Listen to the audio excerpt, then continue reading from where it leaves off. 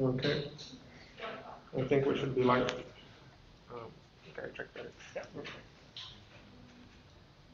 Cool. Okay, so hi everyone. Nice to see you at this meetup. This is quite a. I'm really excited for it. We have a lot of good talks coming up, and it's well a good time to reflect and kind of look back at the past, think about where are we going, what are we actually here for, and what we have achieved so far as well. It's really an honor to have.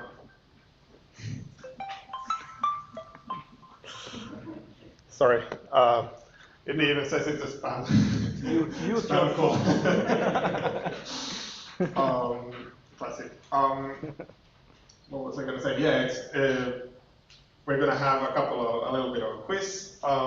There's lots of stuff to take there in terms of t-shirts, and actually when I was looking at all of my stuff, there's even a Kubernetes 5-year t-shirt. So that's really that I got in 2019. So even those kind of rarities you can get here today. What else? We're going to have an interview with Joe Beda, one of the co-founders of Kubernetes. So I'm really looking forward to that. He's going to dial in about an hour. And then two other good talks as well to kind of think about where we're going. Anything else? Well, I'm Lucas, one of the organizers. There's Gergely, Erno, Anni, Mariam, Janne, all the way there. And yeah, I think in terms of practicalities, well, there's pizza there, toilets are over there. And yeah, party hats were there, yes. Feel free to get some of those as well. But before we get into all of the things, then one word from our sponsor, Antler. Excellent, thank you very much. And welcome to Antler. And great honor for us to host you and give you our space to use for your 10-year anniversary here in Finland. My name is Antler, I'm a partner here at Antler, Helsinki. I wanted to kind of share a couple of words what we do and then let you get on with it and enjoy your evening at the party here. So, Antler, we are a global venture capital fund. We operate in 30 cities around the world, investing in founders. So, we're quite an atypical venture fund in the way that we look for founders before they have an idea and a team, and get them to join in our founder residencies. And in these residency programs, they look for other co-founders that they would like to fund startups with, and find the idea, and then the founder residency program. In those programs, we coach the teams then to get to the stage that we can invest in those teams and make an investment at the end. And we globally run these things in 30 cities, like I mentioned. We get about 160,000 applications a year at the moment to join these, and we make about 300 to 400 investments a year globally across all the kind of startup hubs that you can imagine in Asia, in Europe, North America, South America, and Middle East. And we just started in Finland this winter, ran our first residency here this spring, and ended up doing 8 investments from the first cohort, and then the next cohort is starting in August, and we're recruiting founders for that. And the founders that we look for come from very diverse backgrounds. So this tech, business background, deep tech, kind of deep industry knowledge or deep functional expertise. So we look for kind of diversity in the group that we recruit for the founders to join the program. And they typically the program lasts about 12 weeks. But that's enough about Antler. I wanted to share a bit of what we do. We're a very early stage venture capital fund and look for exceptional founders to join our programs and work with us in the way that we can then invest those teams. So really looking forward to hearing more about what you guys do and hearing these discussions today. Unfortunately, I myself have to run in a short while, but welcome to Antler, and have a great evening here and enjoy the program that you have.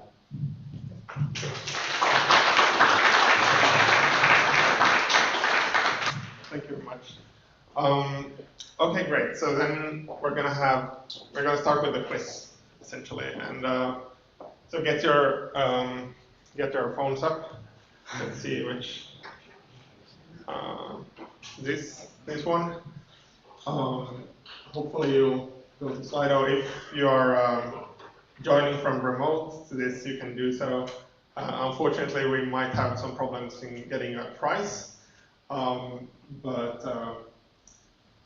yes, this is how we'll do it. I'll give people some time to look at it.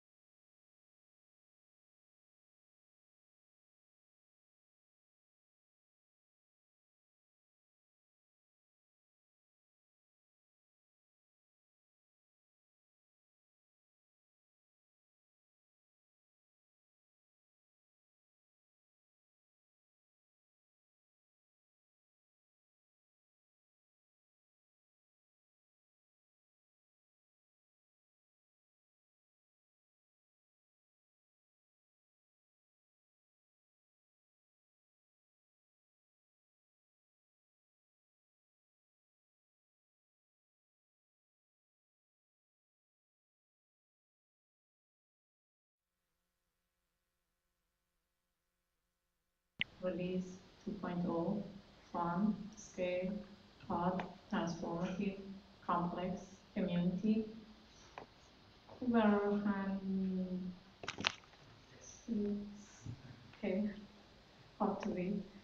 Was cloud, multi-tenant, impressive innovation, open source work. Well, wow, too much. KuberTEnes. We have some forward-looking people that are nice. Right, 2 times, nice. Number 1, love, dominant. Out emoji, nice. Great. Well, let's see what we have next.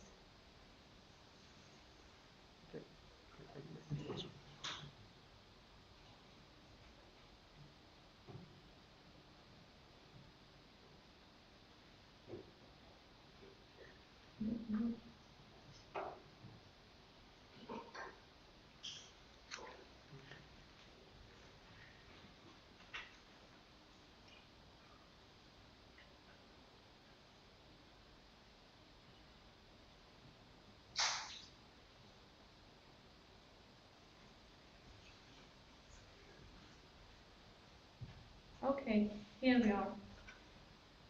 I'll just start the quiz and let's go on. Who committed the first Kubernetes commit? There is 30 seconds for each question.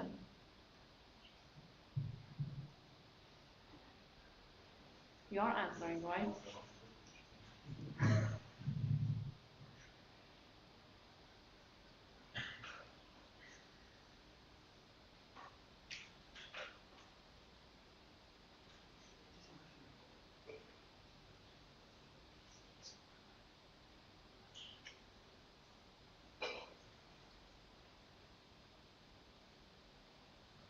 Okay, seems like we have some correct answers.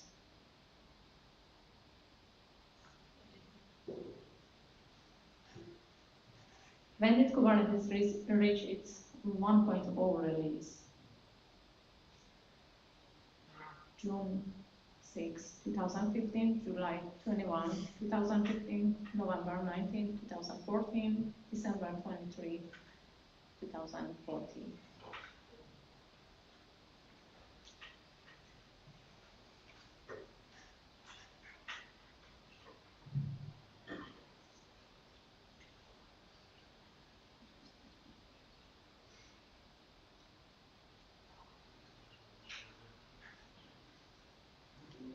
Okay, don't worry, there are more questions. Igor's pen is leader for now. What is the meaning of the word Kubernetes? Helmsman, steer, boatman, leader.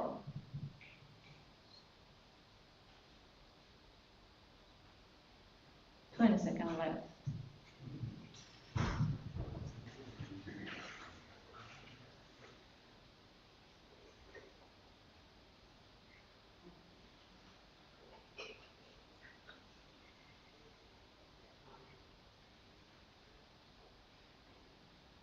I think 30 seconds is a bit much. I will pass it after 26 seconds. 56%. Hold on. So I will pass it after 20 seconds if possible, if it was possible. When was Kubernetes donated to the CNCF? January 2015, December 2014, September 2014, July 2015.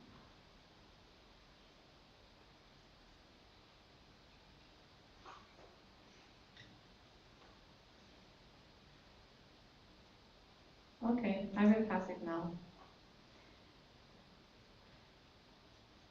54%, great. The leader is changing with each question. Let's see. What is the name of the first Kubernetes certification program? I won't read the answers, they are too long.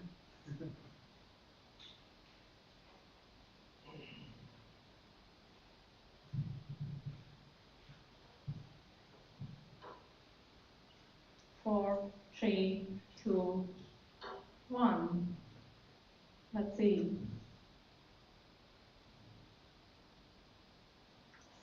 41. Perfect. K dash underline. I'm sorry. Which year did the first KubeCon take place? June 6, 2015, November 9, 2015, December 1st, 2015, August 20th, 2015.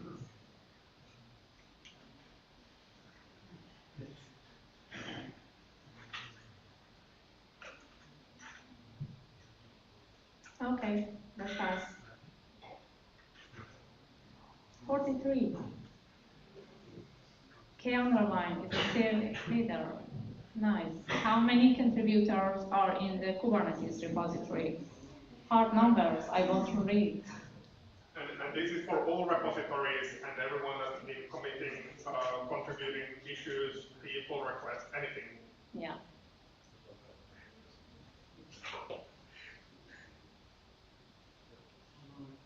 Okay. 69%. Oh. How did you choose the number?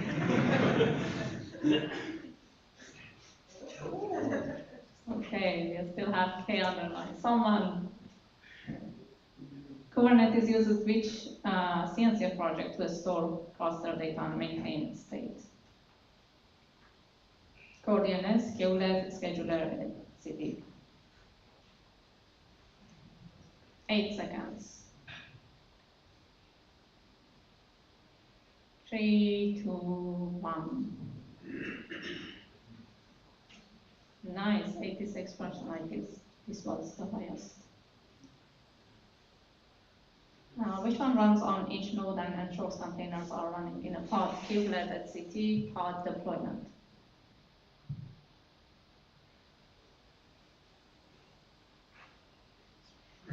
Oh, I went fast, but it's still 93%. Okay.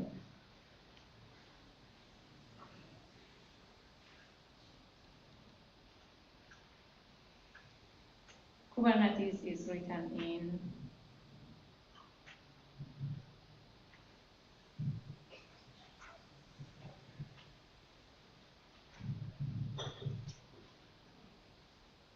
seconds. 5, 4, and 1. 84%. Nice. We still have K on the line.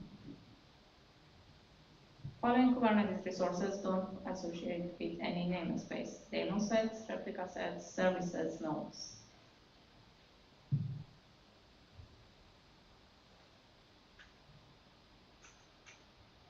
Seven, 6, 3, 2, 1. Nodes, 68%.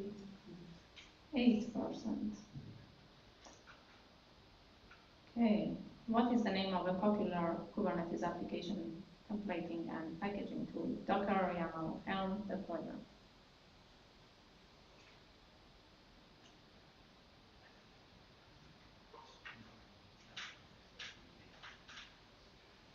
Five seconds. 3, 2, and 1. 89% Helm. We still have K underline. What is the purpose of a liveness prop in Kubernetes? I won't read.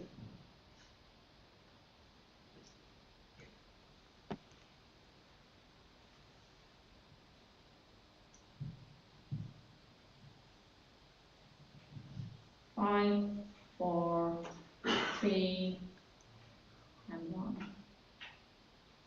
65%. Checks if the container is alive and not to be sequenced by kubelet. 6 more questions to go. Anyone wants to put K underline? What were Kubernetes nodes called prior to version 1.0 release? Children, minions, groups, juniors.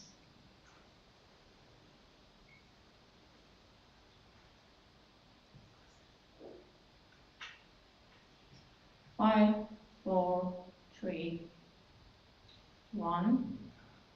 Let's see. Minions, 68%, great.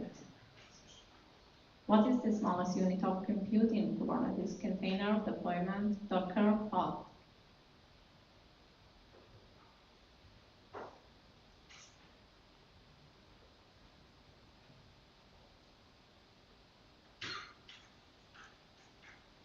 Four, three, two, one. 7% pod. Robin is the leader now. What is the function of keyprops in Kubernetes cluster? I won't read.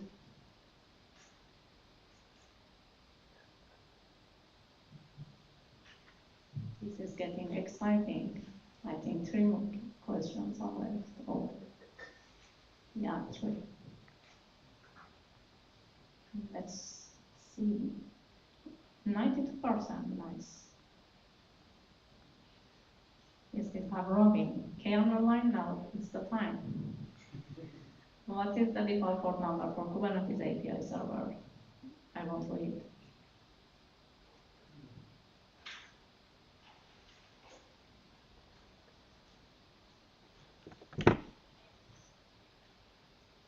Six, 5, 4, 3, 2, 1. Let's see. 55%. Great. 2 more questions. When or what version of Kubernetes was custom resource definition, CRPs, supported?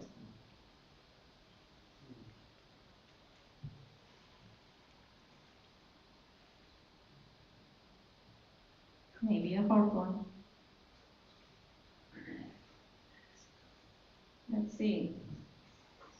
48%, 49, still good. Oh, that wasn't right. And last one. How many commits are there in Kubernetes repositories? Again, all of them. All of them.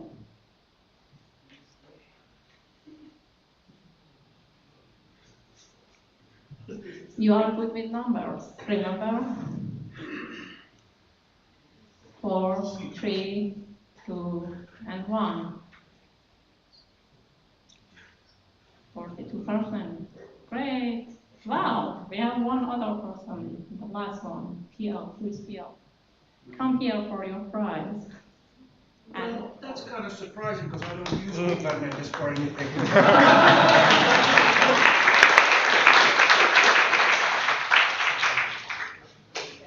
Well done.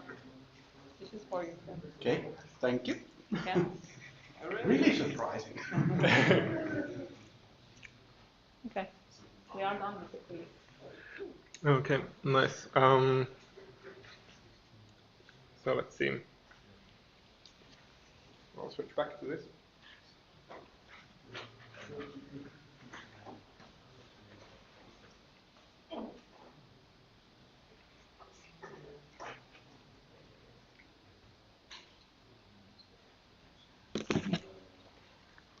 So next up, we're gonna quickly. This is only only the trailer of the Kubernetes documentary, but just wanna rewatch it for 1 minute. The real documentary is like 50 minutes or something, so we won't go into that here. But to get a little bit of a feeling of what's going on.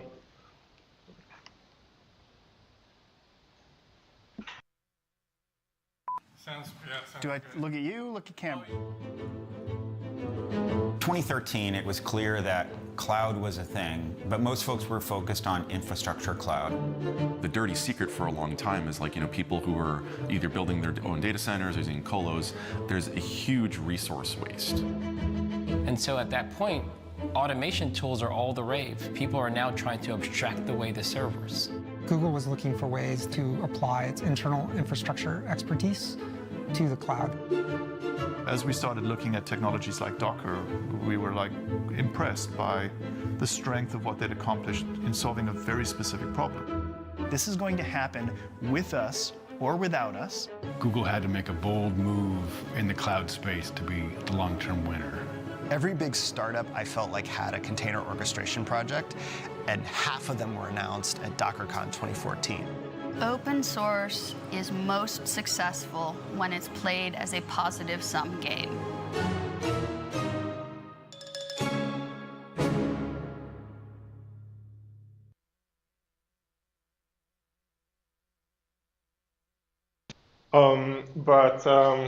Yeah, so that kind of to get us a little bit in the mood. And in a short while, we'll take a short break just to get Joe on for the fireside chat. But a little bit of kind of background thinking and kind of reflection is that they mentioned DockerCon 2014, and here is where then Eric Brewer announced Kubernetes, and you see that this is 9th or 10th, probably this was 10th, I think, of June, and then a couple of days before that, on June 6th, Joe had put the first commit. So Joe Beda that we're going to have on here, that was 50,000 lines of code, 47, something like that. To begin with, of course, there was a big team behind it, getting it to that point. But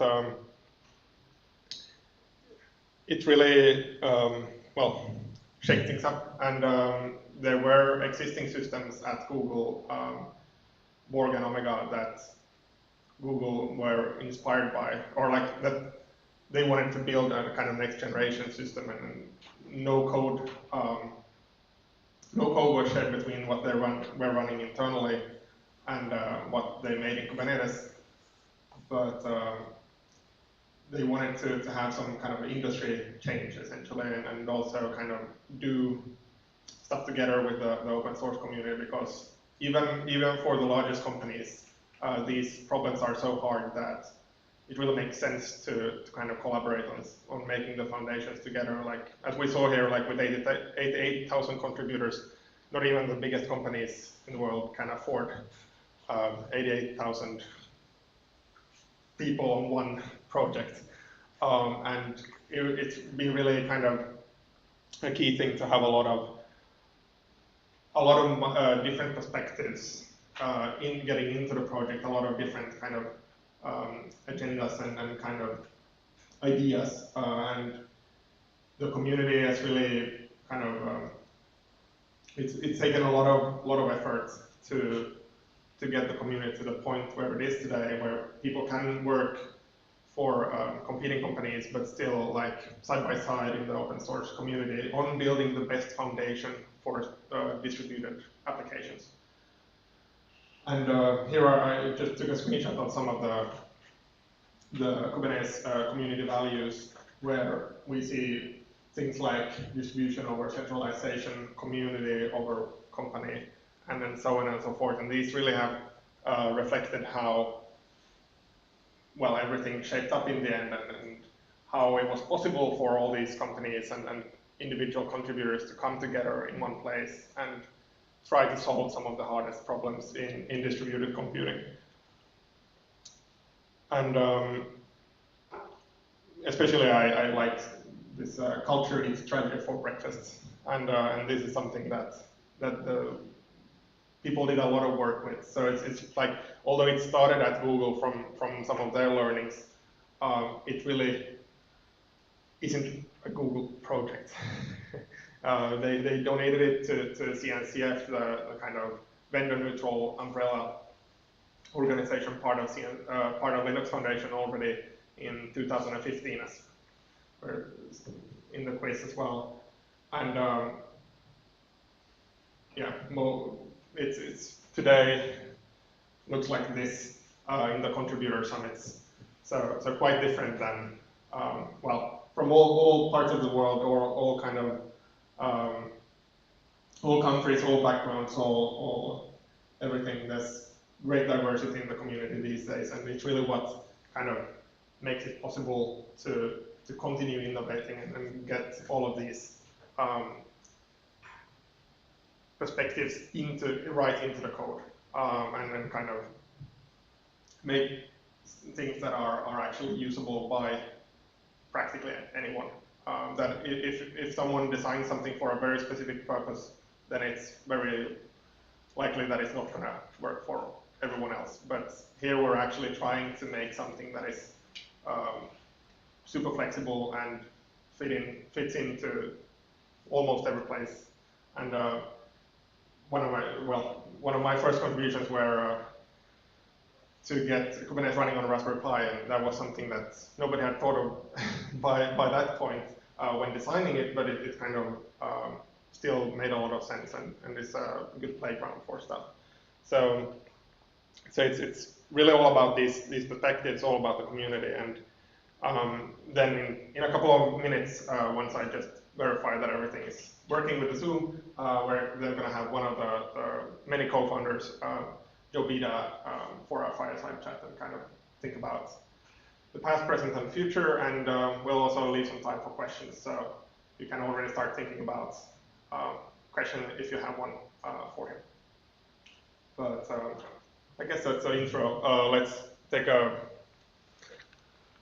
5-minute break or so, and you can go and get some more pizza or drinks in between, and then I'll make sure that the Zoom works. Thank you.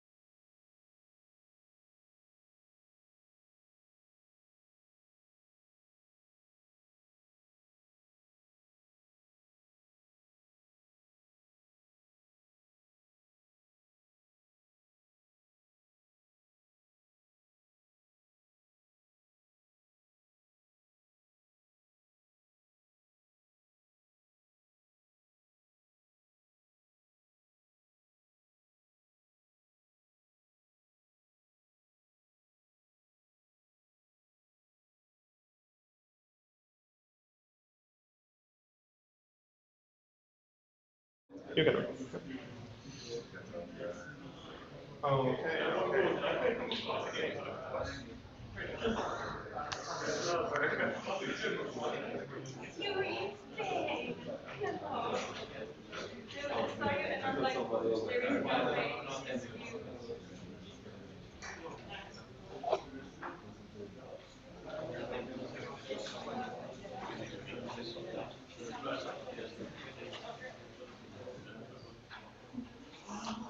Okay, cool. Seems that people have found their seats. We should have Joe with us, right? If you, yeah, so feel free to unmute and then, yeah, how are you doing? How are you doing today? Good. Well, it's morning for me, but good evening to all of y'all. Yeah, thanks. Thanks for making it at 8 a.m. in the morning. Hope you had time to make some coffee. Oh yeah, I've got my coffee. We're getting the kids off to school. It's just another day around here. Nice. Perfect. So maybe if you start by introducing yourself and telling a little bit about what you're interested in and kind of what you've been up to the latest years. Well, hello everyone. I can't see the audience here. I can just see Lucas, so I'm just going to assume that you all are there. I promise. I'm Joe. I'm one of the co-founders of Kubernetes, and you know, immediately previous to that, so this was 10 years ago now, I started Google Compute Engine, so helped to get Google Cloud up and running, did a bunch of other stuff also. And it's been a crazy 10 years since then. I left Google and took some time off, started a startup called Heptio with Craig McLucky, one of the other co-founders. We ran that for a while, and then we sold the company to VMware, and I was there for 3 or 4 years. And then just about 2 years ago, on the 15th of June, I will have been out of work for 2 years and trying to figure out what's next for me. But honestly, you know, it was a little bit of burnout, and I think, you know, that's something that's worth talking about, is that 10 years of Kubernetes is something like, 30 years of real time. Everything moves really fast, and there's a lot of work there. So, yeah. At least. Yeah, no, it's been, but now at least, for all the recruiters out there, you can say that you have a decade of experience with Kubernetes, right? Exactly. That's the joke that everybody has now. Now we can say decade of experience. Yeah. I'm a little bit behind, like I have only 9, but soon. Cool. Thanks for that. So maybe to kind of start off with, do you have some kind of anecdotes or kind of from the very beginnings of like what was in your mind when you were at Google and kind of wanted to get this out there? Well, I think. So first of all, I think, there's a lot of great ideas that folks have all the time, right? And I remember it was Brendan and Craig and I, and Beda was in the mix somewhere, and we were sitting around trying to say, like, hey, what do we want to do next, right? And it was a mix of sort of personal desires of what we wanted to work on, combined with what we thought would be best for the business. And so when we started talking about, hey, can we do a version of Borg internally that is really built for people outside of Google, really playing on, Docker solving a big part of that puzzle, but knowing, based on Google's internal experiences, other things that needed to happen. We're like, hey, this could be really big. I don't think we knew how big it could be. I think the last 10 years have definitely taken us by surprise. But yeah, so we had some idea of what was going to happen, and or that it could be a big deal. But I think it's just been quite the journey to actually bring all that together and see the community actually come together, see other people get excited about it. And I don't know if that's an anecdote or a story, but like for me, I'm just continually surprised by the sort of the depth and the kindness of all the folks that have sort of joined in on the ride. Yeah, definitely. Like I guess that. Sometimes when you start a project, if you knew how much work it would be or how big it would be, like you wouldn't start it?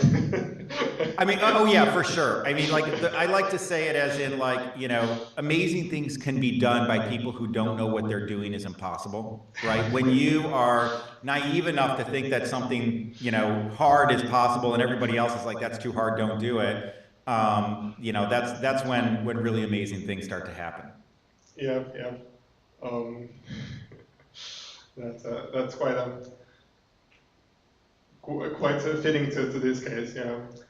So regarding so Google had these two systems before, Borg and Omega, and you had a lot of experience running them, and I think the news that went around at the time where like Google was starting 2 billion containers per week. I think at the time you open source Kubernetes, and then that was a scale, like Docker was like really popular, really big, sold a really good use case by good tooling, but nobody like around there had been for that scale, at that. Yeah, I mean, so a little bit of history here. I think, you know, the whole idea of a container was something that was in part, at least the technologies in the Linux kernel and what we call modern containers, was done by Google for Borg. You know, the way that it was used was slightly different from Docker, but a lot of the basics were the same there. I actually, like, let's see, so I pulled together that 2 billion a week figure or something like that for a presentation that I was giving at GlueCon a month or two before we announced Kubernetes, and we knew that we were heading up into it. So I think at that point, we introduced something that was a little bit akin to the kubelet. Tim Hawken had written it in Python. And the idea there was, like, at the time you would run a Docker container and then it would end. There was no idea of keep alives and having a declarative sort of like, here's what I want to have running. Like all the things that you look at, like systemd now, declarative, like there was nothing really like that for containers at the time. And so that was what that first sort of agent that, you know, sort of, you know, influenced and you know, became the kubelet really was. And I wanted to have something that would sort of grab some attention for folks. And so you know, we used an internal version of BigQuery to actually record every container start and stop or whatever across all of Borg's all of Google's infrastructure. And so I you know, constructed a BigQuery query to actually figure out how many starts, and then I had to get special approval to be able to talk about that number. Yeah, the dirty secret though is a lot of those were like, you know, the equivalent of crash loop backoff, where you have containers that are continually restarting. That's a lot of starts in a short amount of time. I mean, not all of them, but that was definitely, there was some bloat there from that stuff that in that figure.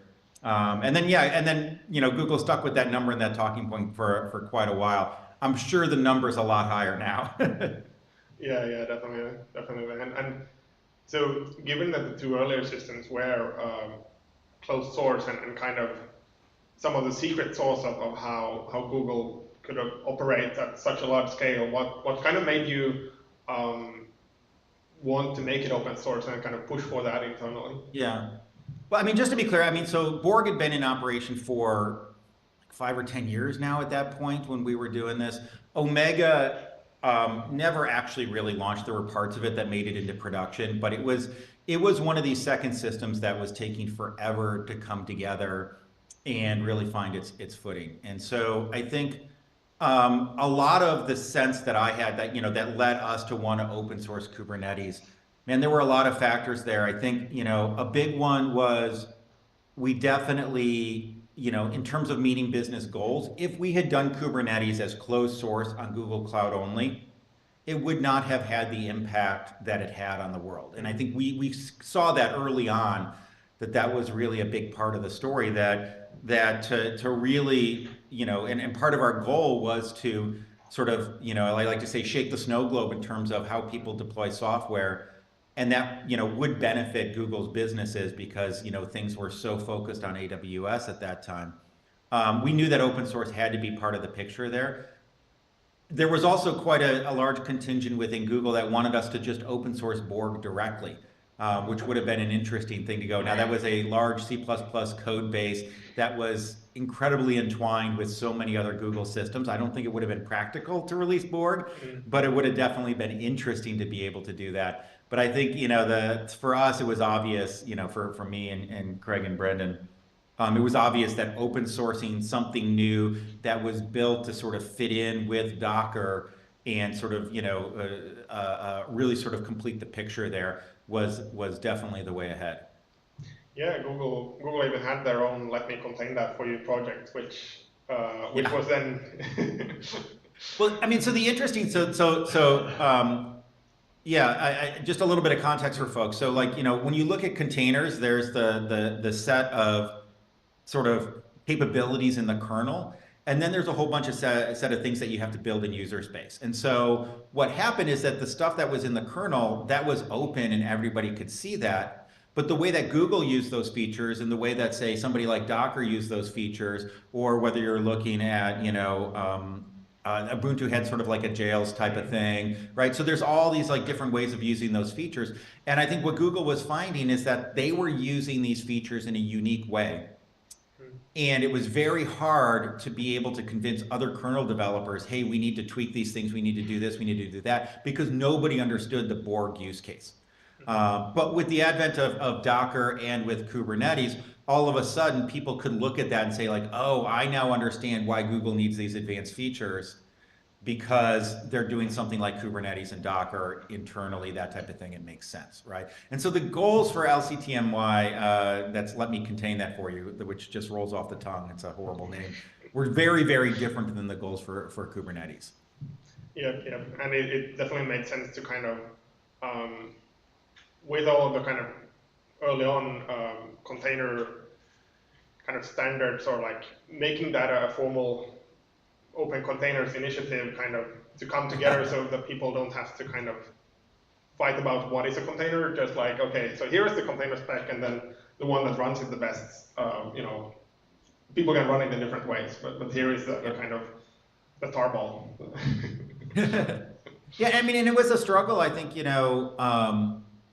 there's always this push and pull around sort of what is open and what is proprietary. And I think especially in a super fast moving environment like the early days of Kubernetes and Docker, it wasn't obvious where those lines should sit. And I think, Docker definitely, I don't want to speak for them, but it's clear that they knew that they, had, to use an American expression, lightning in a bottle. They had something really exciting and almost uncontrollable. And I think honestly, it was difficult for them to figure out how do we turn this into a business. And so there was a lot of stress and, disagreement around how much of Docker should be open, how much of it should be standardized, who should control those standards in that future. And so I'm happy that we ended up where we're at, where we do have those standards, but it was quite the battle to get there. Yeah, definitely. And another perspective on kind of open source is, we've been talking about shared complexity versus private complexity, and here is some of the kind of, interesting things about whether you make it yourself or as open source. And even a player such large as Google, it makes sense for you to kind of go that route of shared complexity. So yeah, one of the arguments that we had made, and this is related to the shared versus personal complexity, when trying to open source Kubernetes. Now, like, there were a lot of folks within Google that thought we shouldn't do that at all, that we were giving away too much. But one of the arguments that I think we made that was pretty effective is that there were a set of Google papers that had huge impacts on the industry. I mean, you'll look at things like GFS, right, led to sort of a new way of looking at distributed file systems, and I'm sure influenced things like S3. You look at Bigtable, right, that turned in, open source with things like Cassandra. MapReduce turned into Hadoop. And so Google had this history of writing papers and releasing these ideas, these ways of thinking about problems and bringing frameworks to it. The rest of the world is like, hey, that's interesting. They took it and they ran with it. And I think, it's hard, it's easy to lose track of when you're inside of Google that there are more smart people outside of Google than there are inside of Google. It's just, the industry is always going to be bigger than any single company. And so there was this sort of dynamic where Google would have some great ideas, some really interesting systems. They would release those into the world through papers.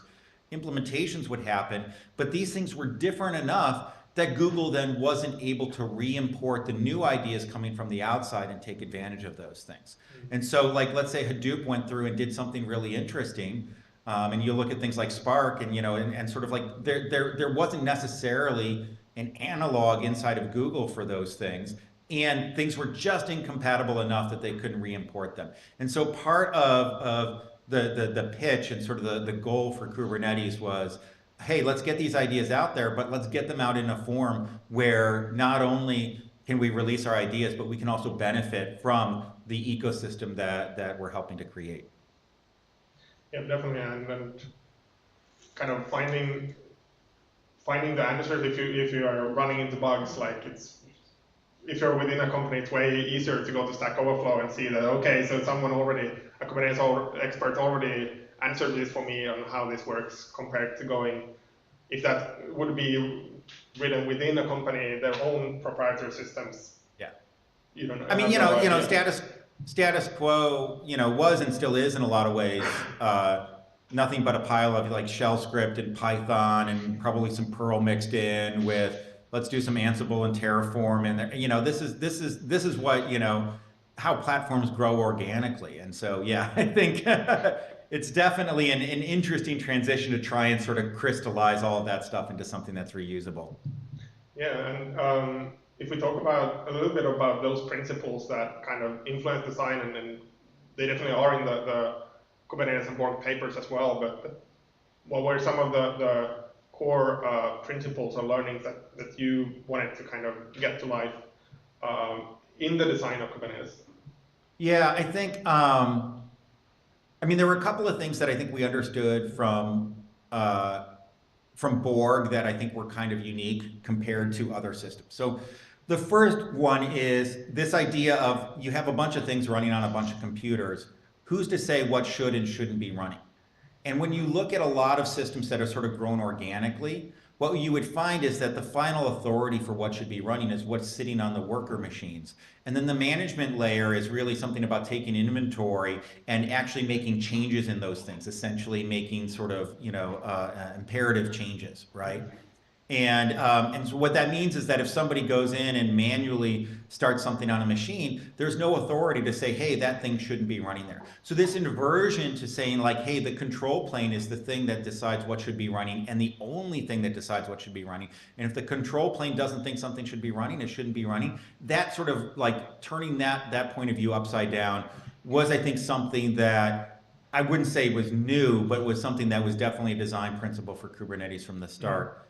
The other, I think, aspect, and this was definitely a learning from me, because as we were doing Google Compute Engine, we had to design the API for that. And looking at the AWS API, looking at the OpenStack API, looking at a bunch of other APIs for this, there were a lot of lessons that actually led into that.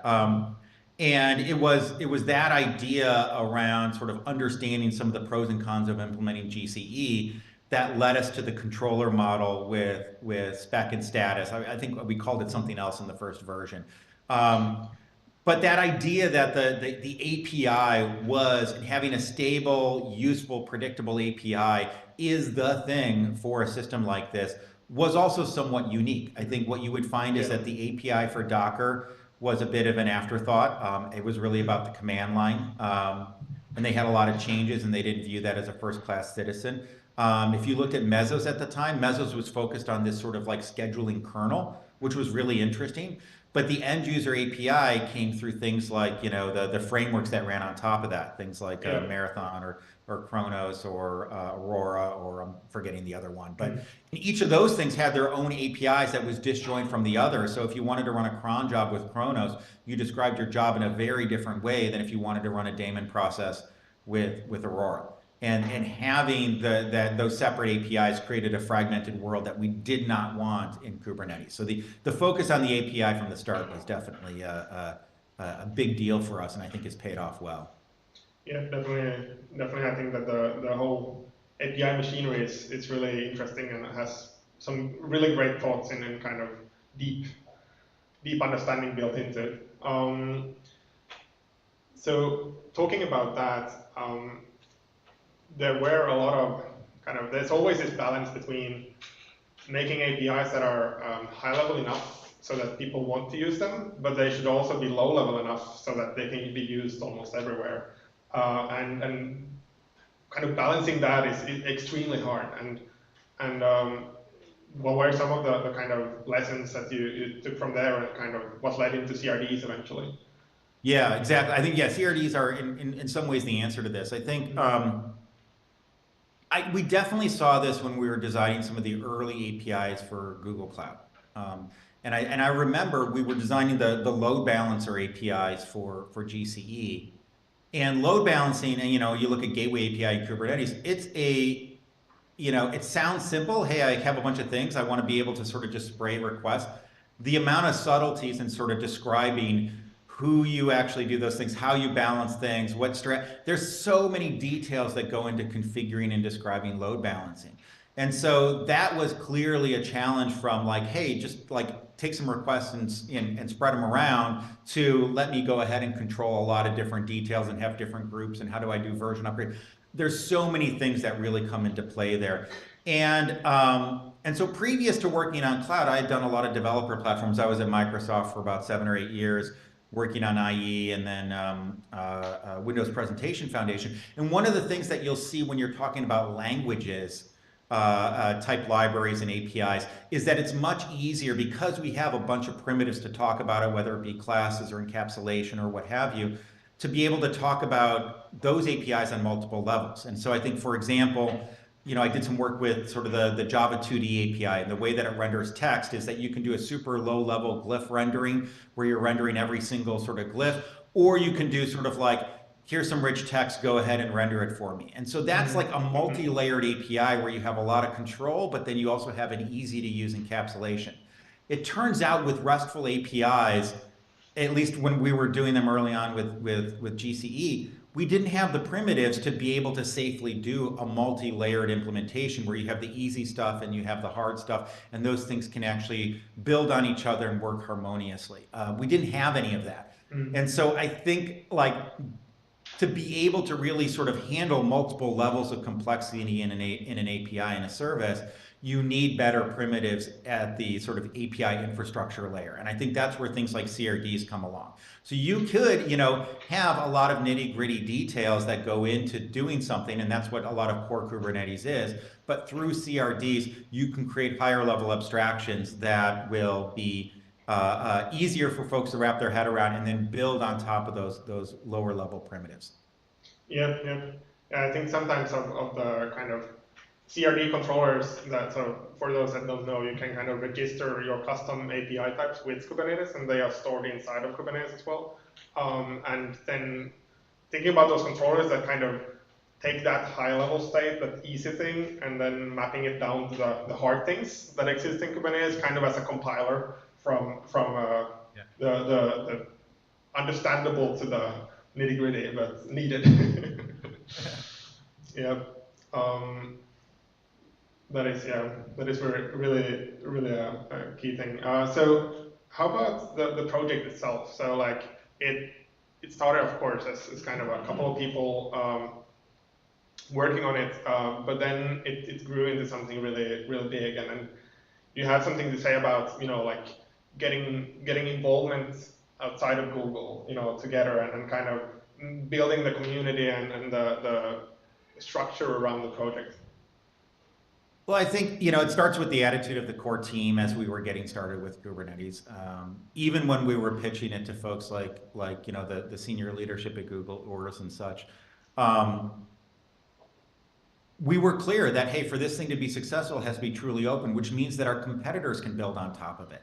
And so at the time, and it seemed, it seemed really crazy, but, I remember we were getting questions like, what happens if Amazon actually starts using Kubernetes and building on top of it? And I'm like, well, that would be awesome, right? Because that means that, but that idea that we're funding something that our competitors may be taking advantage of, definitely, I think, sat in the back of the mind of a lot of people at Google.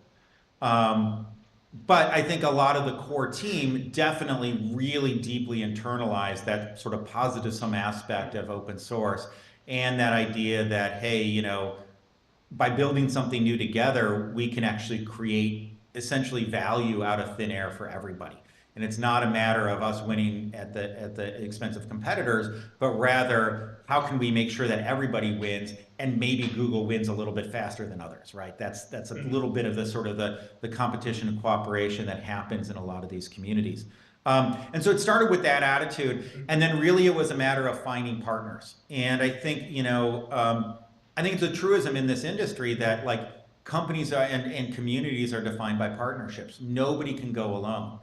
No matter what you're doing, you don't own your entire stack, right? I think, and it really just goes to show how assumed open source is across of everything that we're doing.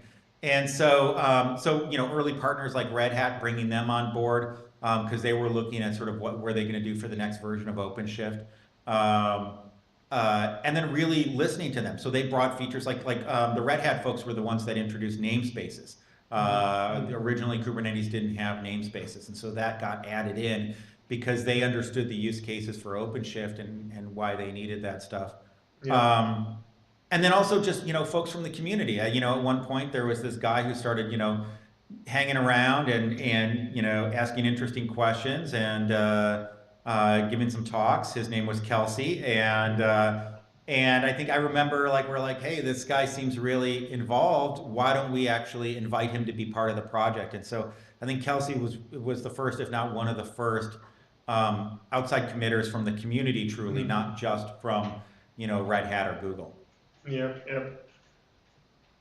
It kind of what I liked about being the later part of that is that kind of people, of course, switched companies and teams and roles and whatever, but during that it was still the kind of mantra of different company but same team. Yeah, I love that idea of folks can move around, but you're still colleagues, you're still working together. Yeah, and it's really nice to see these kind of Kubernetes contributor summits pictures these days when it's it's even hard to get all the people onto the same picture. Well, and I think just the reality of our world also is that there's a lot of contributors in various parts of Asia. It's hard to get them in. It's really truly bringing people in from around the world is an incredibly difficult thing, and I think we see that with the Kubernetes community for sure. Yeah, definitely. And so switching gears to some of the other UX questions that were kind of initially hard to solve. We both worked together on some of the installation stuff in 2016. Before that, for those that don't know, there was this maybe 10,000 lines of code, bash script, probably most likely, that kind of stood up everything, specifically for specific environments where I think GCE was of course the first one, but then Justin Santa Barbara came in and added the AWS one, and there was a couple more. But yeah, it was a little bit anticlimactic, I would say, to install this kind of super fancy software of managing everything. But then this is a chicken and egg problem. In order to get that, you need to run this 50,000 lines of code bash scripts. So yeah, that distributed system that's nothing but a pile of bash and Python and maybe some Perl. That was that was the Kubernetes install system, and I think it's some of that's on me for sure. But I think we definitely underestimated how difficult it is to actually manage, install, and upgrades and maintenance of software, and that's something that definitely caught us a little bit by surprise, I think, as a team, and it required quite a bit of work to start building the primitives there. And I think what you were saying, things like like Hops, for example, which was the system that Justin Santa Barbara built. What we found is that a lot of people were building installation mechanisms that were good for this Linux distribution on this cloud environment, with these other constraints, and so you ended up with a proliferation of installation methodologies that were sort of custom fit to all these different environments. And so a lot of the work that Lucas and I did around kubeadmin was how do we actually take the commonality here, start breaking that apart so that it can be reused, knowing there's going to be some customization, but if we can actually make it sort of more and more common, then we can make it easier for folks to build systems that'll work across all sorts of different environments. yeah, it's ironic because like if we only had Kubernetes, those would have been solved by using the Kubernetes API, but we don't have that yet. Like at that point. Yeah, and that's essentially the idea around sort of, you know, cluster API. But then also you look at like new distributions that definitely learn from a lot of this stuff like Talos, where you're building systems to be managed from the ground up. I think that's a really interesting direction that things are going. Yeah, definitely. So so looking ahead, what do you see? What was some of the things that you learned, and kind of what do you think about the future of the project and the kind of industry in that sense? Wow, I think you know, a bunch of thoughts. I mean, clearly the shiny object right now is AI machine learning. And I think it's going to be interesting to see how Kubernetes adapts to that world. Hopefully, the systems and the abstractions that we built will provide useful for, you know, as we start seeing new classes of workload and new ways of actually using compute infrastructure. I think the jury's still out there. I think historically, when I think about sort of Kubernetes arc, I definitely feel like it got a real boost or sort of a second wind with the introduction of CRDs, right? I think, you know, we talked about how we needed these new primitives. I think, you know, as we started implementing and understanding the power of CRDs, first with, you know, Brendan did this sort of, you know, fast and you know, experiment around this thing called third-party resources. And then as those sort of morphed into CRDs, I think it really turned Kubernetes from being a container orchestration system to essentially a generic orchestration system. For all sorts of other things. And I think if we were going to go back and do Kubernetes all over again, I think the right way to do it would be to create a much more generic core. And there's projects looking at doing that, things like KCP. KCP. And then really all the containerness, have that be essentially a set of controllers or modules that actually sat on the outside of it. I think that would have been the right way to do it. And so the question is that, you know, into the future, will Kubernetes continue to evolve and actually sort of slowly morph its way into what it could be?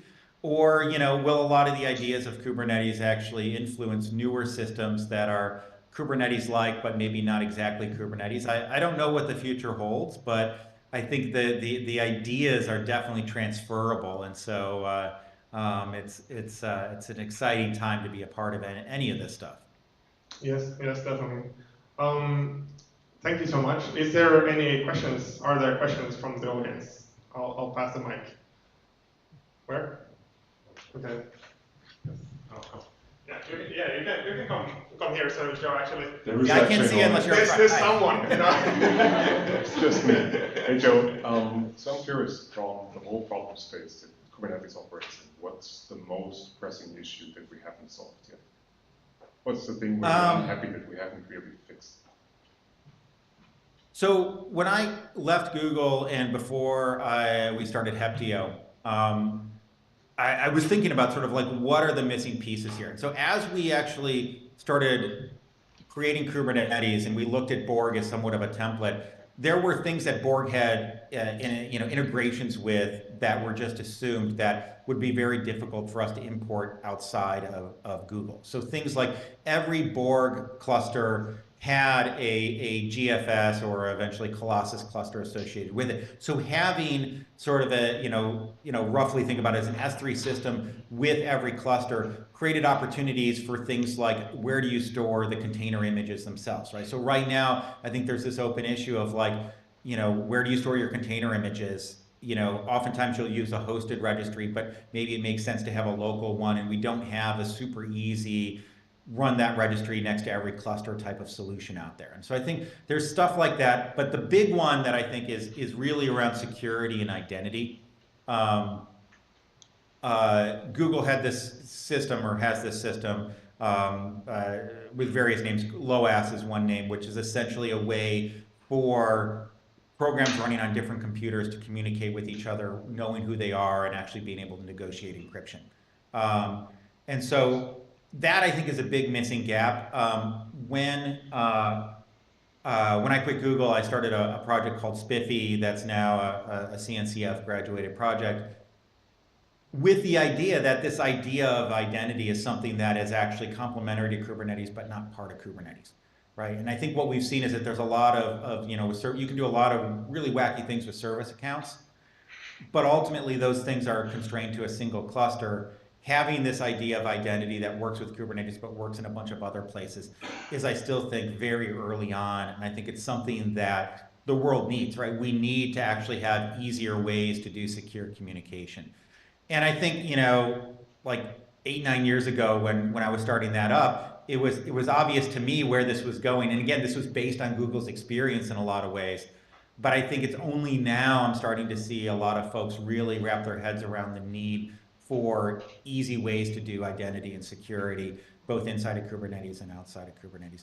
And I would love to see at some point Kubernetes embrace things like Spiffy in a more fundamental level. Like, I think, you know, right now the way the kubelet communicates and authenticates itself with the API server is a real sort of custom-built certificate management solution. And I think it's a shame that we have something that's custom-built for that, when that problem of like, hey, how do I have a worker work with a control plane is repeated across so many different systems, both running on Kubernetes and not running on Kubernetes. And so it's a security thing that's relatively subtle, that gets rewritten a gazillion times. That's dangerous, and I would love to see us actually start to fix that in a more systemic way. Kind of feels like a challenge. Yeah, for the audience. Yeah. For the audience. Any other question or Patrick? Yeah, just come. There's two people. Yes. Hi, nice. I'm an investor with a large fund. I have a really challenge. Is the real revenues made with the non-traditional field where they're claiming to be adopting AI platforms and have to take a decision for 150 million? So the Series D. So how is it realistic? I mean, is it any recent past, any company which really generated some revenues using an AI? Because using AI or? Yeah, using AI. I mean, the kind of pitch Microsoft is involved. I mean, and some really big companies are involved from the platform side, and they are trying to pitch to 3.4 trillion company. So I mean, it's quite a pressure on me now. So I mean, I don't know that I'm necessarily an expert in that area. I think. But is there any references you heard or a numbers dropped by somebody that like there is something? Remember that this is a YouTube live stream. Yeah, I know. But it would be. What I would say is that, you know, when we see these big changes or sort of shifts in the industry, whether it be AI or cloud native or cloud or what have you, I think, you know, there's the sort of naive, like, hey, I want to build this technology. I think there's the sort of the next level of thinking is like, how do I sell shovels to the gold miners type of thing, and that's definitely working out for NVIDIA right now. But I also think, you know, from my point of view, and I think this applies to the Kubernetes world also, is I don't know if there's going to be new Kubernetes startups that are really interesting. I mean, you know, there definitely are going to be. But I think it's more interesting to think about what are the new things that people could do now using that technology that they couldn't do before. And it's not about supporting the technology, it's about sort of the new unlocked use cases. And so for cloud, for instance, there's a fundamental change. I think Kubernetes plays into this, is that we've taken things that fundamentally worked on sort of human time, like you file a ticket, you wait a week type of stuff. And we've turned that into an API call that works on computer time, where something that used to take a week now all of a sudden takes, you know, seconds or minutes. And that's a fundamental change that changes so much in terms of the way people think about consuming compute, building software, that type of thing. So I would be looking in terms of AI, you know, what are the things that are like where you have orders of magnitude efficiencies or changes in terms of the way that you can do things, like that sort of ticket to API call transition. And those are I think the really interesting opportunities as we see these types of you know, revolutions happen. Thank you very much. I would have one. Okay, you have one. Okay. Hi. So my question is a bit, I think, more simple and maybe even cheaper than the previous one. What led you to choose Go, besides the fact that Go was also developed by Google, but it was a very young programming language at the time when you started to work on Kubernetes? I mean, the truth of the answer is vibes, right? But I think, looking at sort of the practical choices at the time, I think C++, we had Borg and Mesos, which were large, C++ code bases. And you just look at the types of communities that form around projects like that. It takes a commitment to actually understand how to contribute to a large C++ code base. It's not a trivial thing to be able to do that. I think there were interpreted languages like Python, which, anybody who's sort of run large Python programs, like systems, it also has its own challenges because of the weakly typed aspect of it. And I think the other big answer there would have been Java. And I think for me, I think Brendan wrote the first prototypes of Kubernetes in Java, and we made the decision to actually rewrite that stuff in Go because we saw the qualities of the communities around that. So much of Java were enterprise developers that had this sort of very rigid way to think about building software. I don't want to make too many generalizations. Any language can be used in multiple ways, but the sense of the community there was very much sort of like EJB versus say Spring has a much more modern view of things, for example, right? But we saw a lot more of the former and a lot less of the latter. Combined with the fact that Docker was written in Go. And so we looked at that and we're like, hey, if we want to be part of this community, if we want to be able to integrate well there, then aligning on the language makes sense. So I think part of the thing was how do we build something that we know will work well for systems? And that was a design goal for Go. And how do we make it easy for new contributors to get involved and understand this stuff and build it? And Go definitely, I think, had the edge out over both C++ and Java at the time. Thank you. Cool. I think that's all the questions. Thank you very much. Give a big round of applause. I mean, actually here.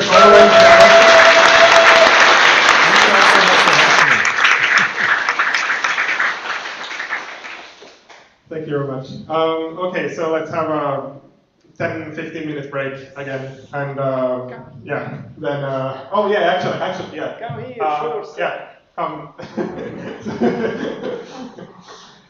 Into the view of the camera, yeah. The camera. Let's see if we actually get all the people to fit. I don't think so,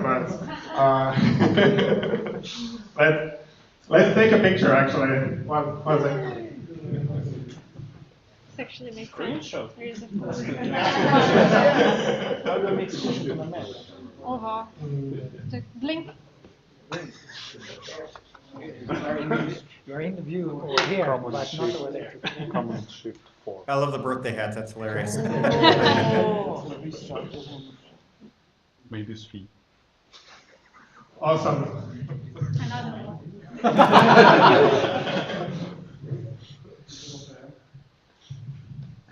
Was it good?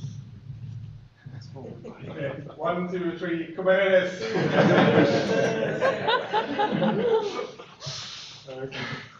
Thank you so much. All right, thanks, y'all.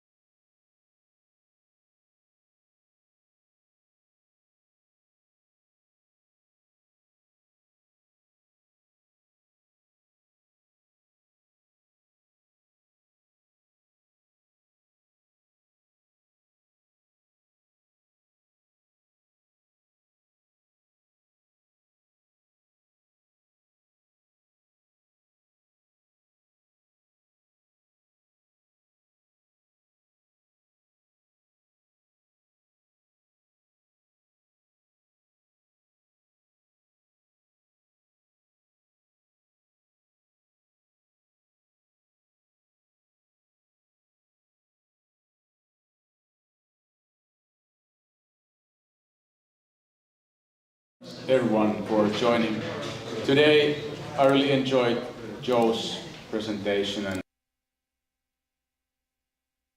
welcome on my part. My name is Erno Kurki. I'm also part of the organizing team here. I think, did we have an intro slide? No, we didn't have much of an intro about next events and so on. Yeah. But I think, you know, we start planning later in the summer for the next half year of Meetup. So really looking for speakers and hosts to host these events. It's thanks to Antler that we had this space today for the Meetup. It's really, I think, great space for doing this type of talks, and you know, welcome everyone. I don't know how many, at least the Finns maybe recognize this character. It's the Mörkä from the Moomin Trolls. And you know, it's because Lucas asked me whether I would like to give a talk on NIS2, because there's been a couple of talks about, you know, for like S-bombs and supply chain security in general, and kind of monitoring tools and so on. Disclaimer first, I'm not a lawyer and I'm not an auditor, so I'm just a, let's say, fellow technologist. And I've been facing these questions around NIS2 from a couple of customers, and when we've had the meetups here, it's like, who's heard of NIS2? Hands up. Just a few people. So very few people know actually what it is and what it means. And you know, even that for those companies that really need to worry about it, may be a little bit daunting, but you know, in the Moomin troll stories, the Mörkä is actually, it's like a friendly character, even though it can feel and look scary. So that's the hidden meaning here. Okay, so NIS2 is a directive from the European Union, and it's focused on creating robust cybersecurity in the European Union, the EU, and to help the organizers defend against cyber attacks by instituting stronger security standards in their infrastructure. So it's really about infrastructure resilience, and it has its focus really on risk management and reporting those risks. It will be in effect on October 17, 2024, so not that far away. And what this really means is that it becomes effective in EU, in the member states, which then need to transpose this into their local laws, and that's when probably the fun begins. And if we look at the kind of little bit of history, what's going on, so the NIS2 and some of the, let's say, really core tenets of it are pretty much the same thing that we had this US Executive Order improving the nation's cybersecurity back in 2021. So really US came first with these type of directives because of the rapidly changing cybersecurity landscape.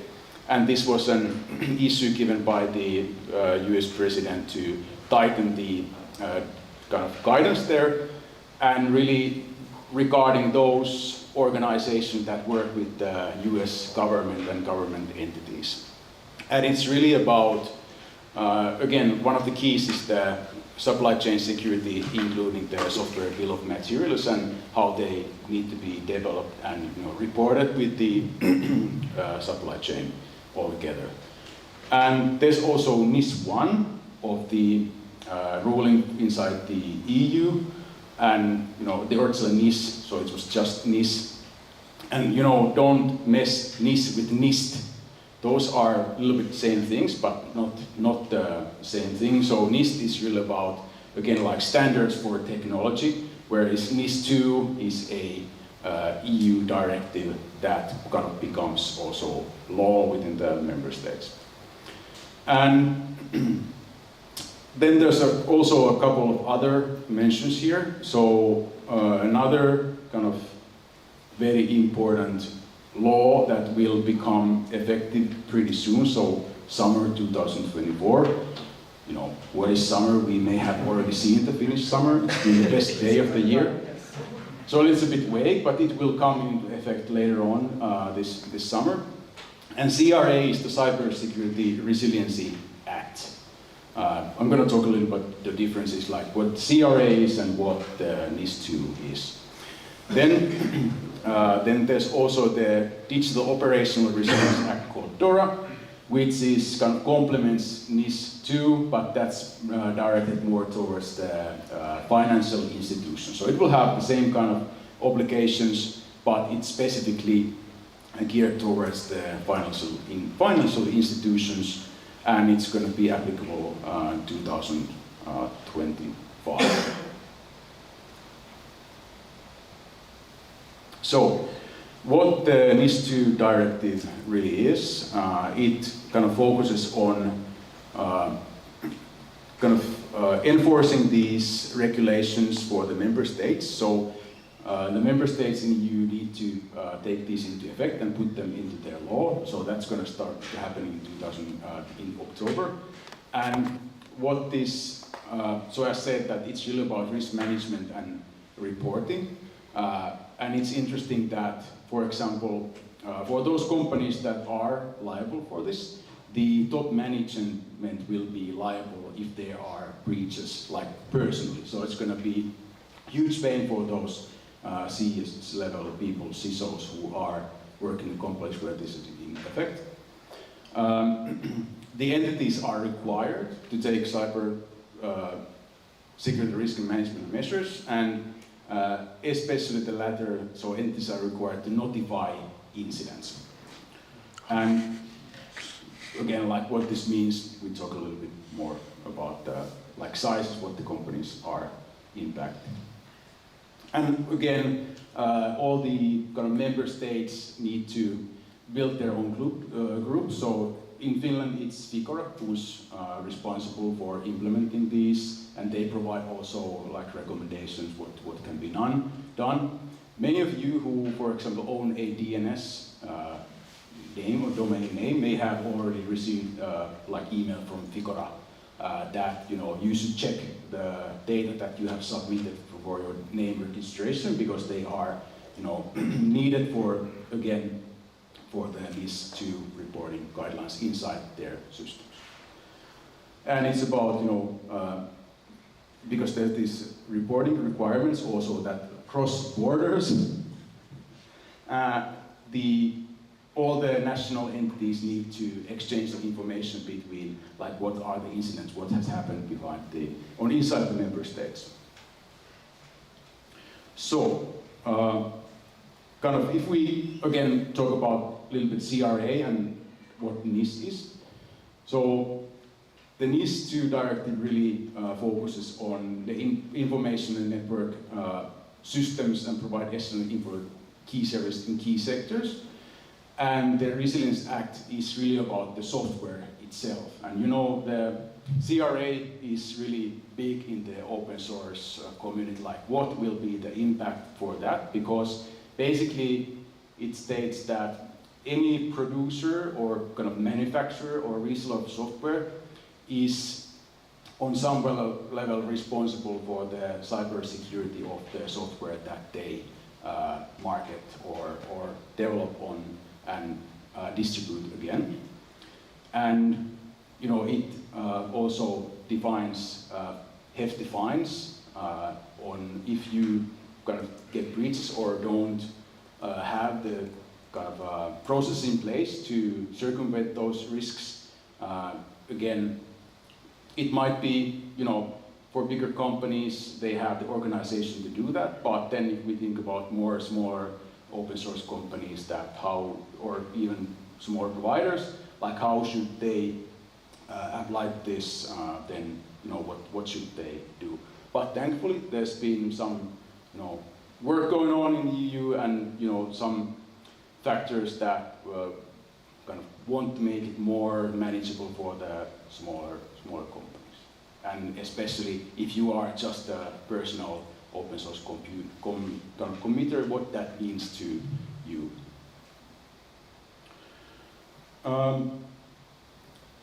So what is important with the NIST and what's important to understand, because when quite often asked that what this is and how it impacts you is it's a little bit like GDPR, but it's not that obvious what it will be, because GDPR had quite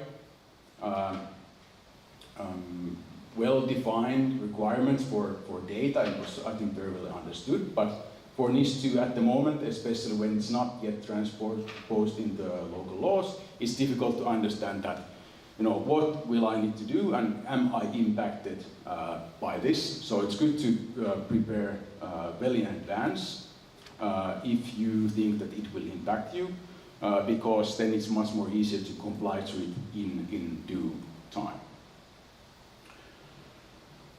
And of course, because just like GDPR, there's a quite hefty fine, so it's up to 10 million euros or 2% of the company's annual revenue, whichever is the higher. So we're gonna see some nice fines in the future. If these companies fail to comply with the directive, or even when they fail to prove their compliance according to the compliance. And then what it means, because it focuses really about reporting and risk assessment. There are a couple of timelines for reporting security incidents. So early warning is 24 hours of becoming aware of significant incident, and you need to file the report to the competent supervisory authority, which I guess in Finland will be Vigora, or it will be decided when we create the national laws for it. So it might be some other operative inside Finland. And incident notification, so within 72 hours becoming ever aware of the significant incident, an update must be provided. So you need to constantly update like what's been going on regarding these incidents. And final report within one month that how you're being impacted and what you will be doing about this, and what has been the end severity, and of course the root cause for this. So, what is a significant incident according to law? It's, first of all, incident is an event compromising availability, authenticity, integrity, or confidential stored, transmitted, or processed data of the services offered by or accessed by network information systems. And in this case, a significant one that you need to report is something has caused severe operational disruption of the services or financial loss of the entity concerned, or it has affected or is capable of affecting other natural or legal persons by causing considerable material or non-material damage.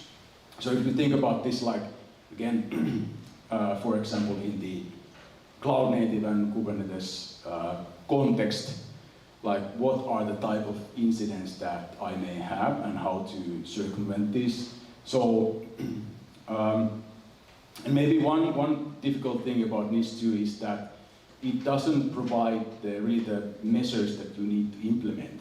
It's just a recommendation or regulation on what you need to do on the reporting side. Of course, there are some requirements. We'll talk about those later.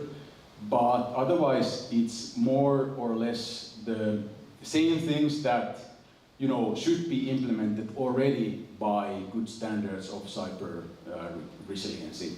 And if you think about some of the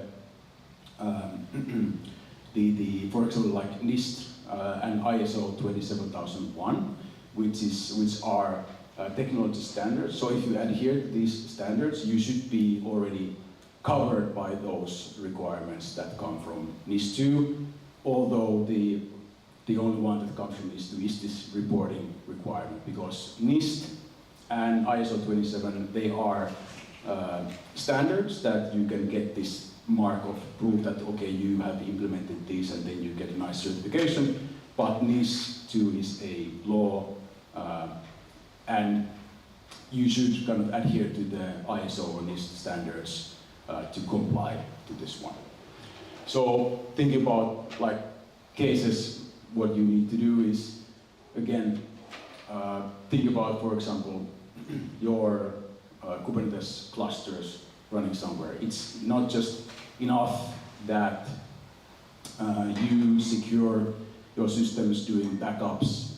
Then you need to also think about where am I running those clusters. So if it's a cloud service, it's good to think that, okay, what are the policies that, for example, make it impossible for accidental deletion of these clusters? Believe me, you hear about these from time to time, that customer reaches out to you that, hey, is there a grace period for kind of restoring my Kubernetes clusters because I accidentally deleted them, my production cluster? Like, sorry, no, it's gone. The best ways to do is, of course, you have the backups for that, or that you are prepared to do, redeployment of those clusters. But sometimes it may not be easy. But it feels that, sometimes people treat cloud services like they were your physical servers. That if I lose the connection, if I do something, I just go on and switch them on. But then, they're really gone. And of course, the cloud providers, they have policies. Again, if we think about some of the measures that I need to implement, there's no list about them, but they come from the, for example, ISO 27001, that what are the recommendations that, okay, there are policies that I need to put in place that prevent this type of accidental deletion of my cluster, and then you need to write that down, so you have actually documentation, what are the measures that you are taking. And if something happens, you can report this, that, okay, I've done this. I don't know how many people you have made some kind of internal security policy or have been part of writing that in the company. Just a couple of people, okay. Well, it's going to be interesting stuff, One of the key findings sometimes is that the biggest risk is the CTO, because everything has been documented in his head. So don't go for that. Other things,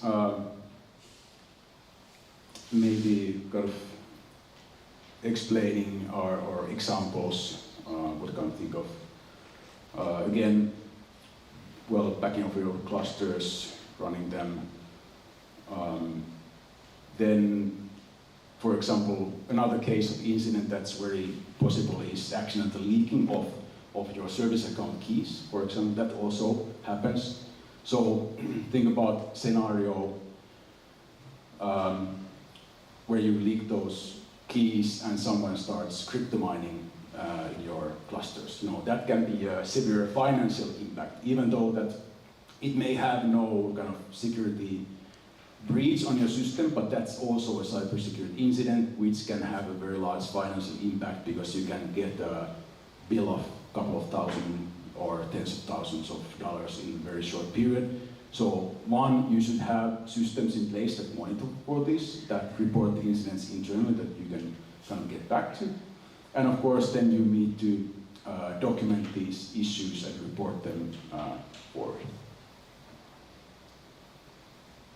Okay, so the interesting part, which organizers need to comply with the NIS2 requirements? So there's two types of organization which are categorized as essential and important. So essential organizations have more than 250 employees and an annual turnover of at least 50 million euros. So these will be the ones that are proactively monitored and need to adhere to the NIS2 legislation. Then there are important organizations which have between 50 and 250 employees and annual turnover not exceeding 50 million. And how many people here work in organizations with 50 plus persons? Quite a few, yes. And it's not just this, because it also means that there will be so-called trickle effect. So even though that you may not work in these type of organizations, but some organizations that are your customers may need to adhere to this too. So they might require some of these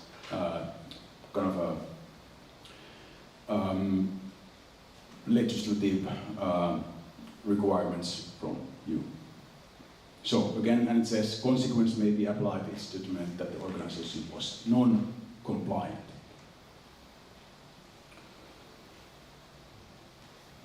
So important organizations, this is another categorization, like that need to adhere more strictly and will have different type of reporting requirements. I think this is not in place in the current legislation, that how this will be categorized and what are the different organizations, but kind of it's pretty obvious that, okay, digital infrastructure, public administration, space travel, information and communication technology services, management, how many people are working for that type of company here? Few, okay.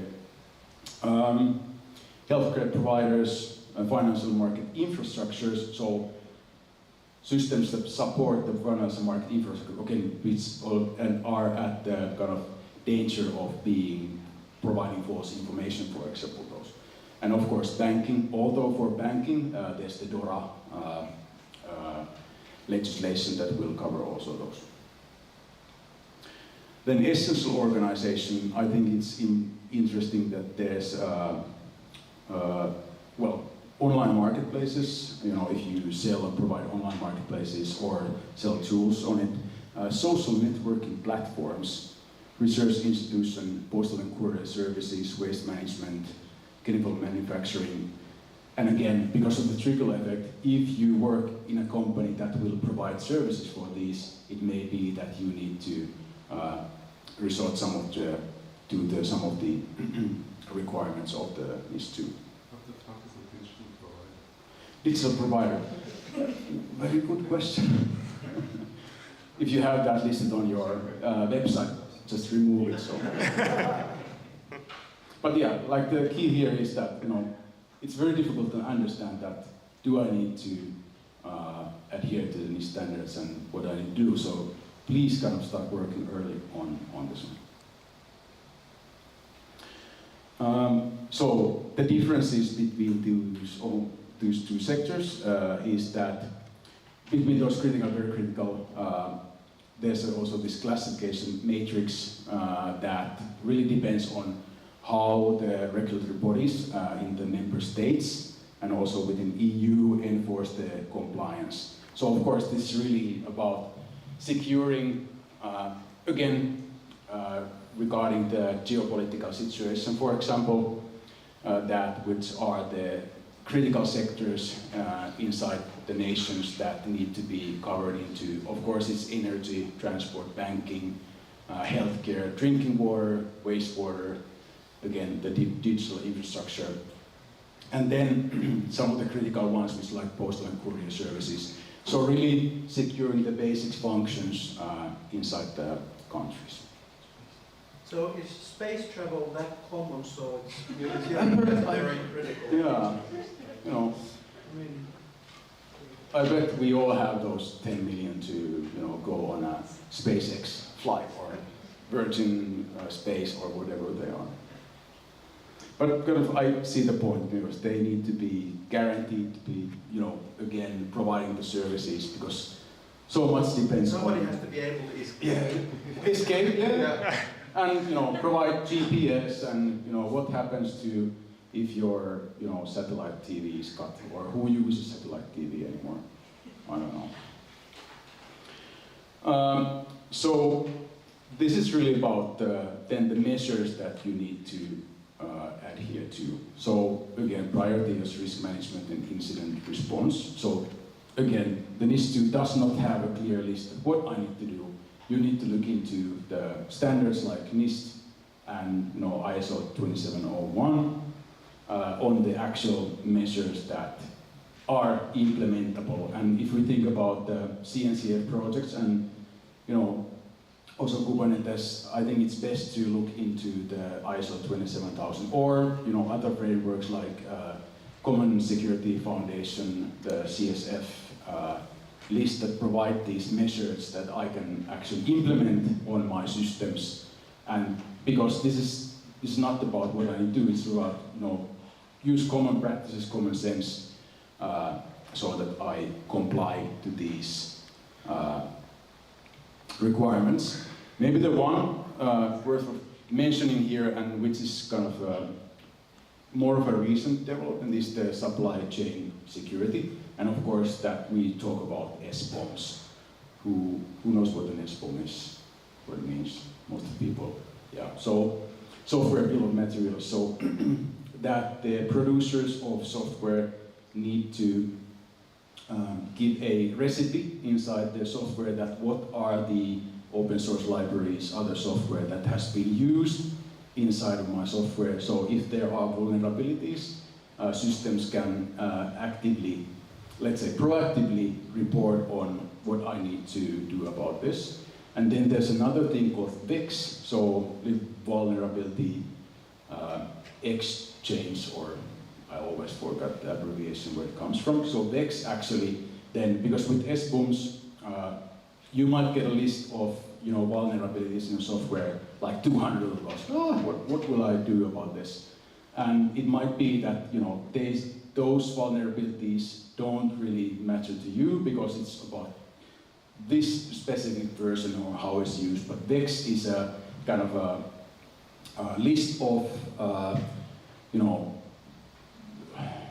causes that actually may kind of adhere to your software. So it's a list that you can check that, okay, does this apply to me or not?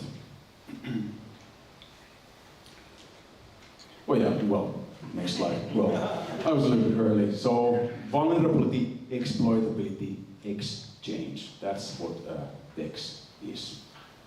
So this may be the kind of addition that is easiest to understand what comes to NIST, and it really revolves about the software chain security, and this is also what CRA is about. So if you are a producer of software, you need to provide the CRAs and have the measures on how to report the incidents. Over on time. I think this is about it. Like I said, that I'm not a lawyer or an auditor, but I'm interested in this topic, and if you have any questions, happy to help. And I think it would be nice to have a discussion, especially when we get nearer to the October timeline, that how it is going to be impacting you. We should have a meetup day before. Yes, that's right. To hear about this. Any more questions? First question in that meetup: who's done it? Yeah, who's done this? Are you ready for it? How much did you have to And pay? then everybody else copies. Yeah. Should have a common meetup for the to-do meetup. Yes, I was exactly thinking that. It would be nice to have someone from to talk about, especially what comes to the CRA. Not maybe that much to the NIST, but what comes to the CRA and how that's going to be impacting, because especially the impact on open source development and responsibilities. You picked the right location for as a startup incubator. Yeah, I was thinking this exactly. That. Yeah. All this sounds very enterprising, though. Well, but 50 people, right? That's not a lot. If you're a successful startup, this is going to be your right. Exactly. Yeah. So, one question: has there been any more? Have we got more information about how normal contributors to GitHub projects could be affected by or liable for their source code, even though they have a license for the project that explicitly says that this is as-is software?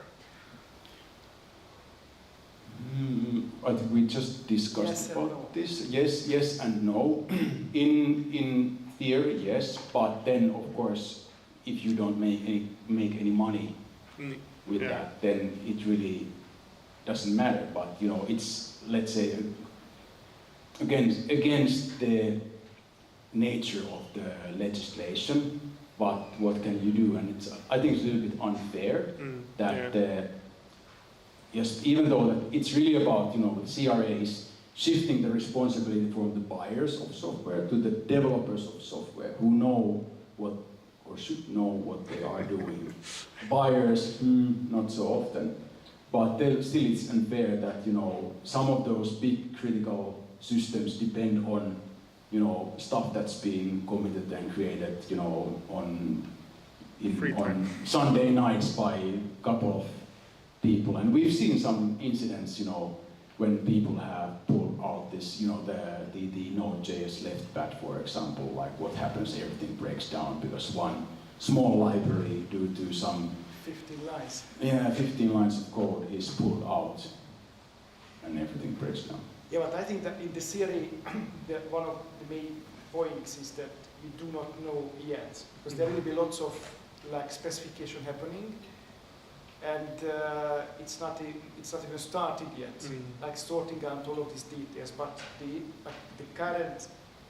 my current interpretation of the text, I'm not a lawyer and I'm not an advisor, that it affects only if you are making money with your code, and there is of course like this borderline case when you are getting GitHub donations, for example, is it making money or not? But the other aspect is that according to the CLA, every open source project should have an open source, what is that? Open source steward, yeah. Every project should have an open source steward. What that open source steward is not yet defined. But I can imagine a situation when somebody figures that, okay, this has to be a foundation, and then maybe you need to be a member of the foundation to get stewardship for your project, so then it starts to be difficult for the single contributors. Yeah. So I think that lots of things depends on the standardization work, what's going to happen in the couple of following years. And then if everyone goes to an organization that is a steward, then that steward needs that money if they can be sued just like that for any random contribution. Yes, the stewards have like particular tasks, what they have to do. But for example, like, I think it should be possible for individuals to be stewards, companies to be stewards, and foundations to be stewards. But what we know at the moment is that there will be stewards. Okay, nice, thanks. I think so that stewards themselves won't be liable. They are like more like advisors and communicators of information. But future profession for something.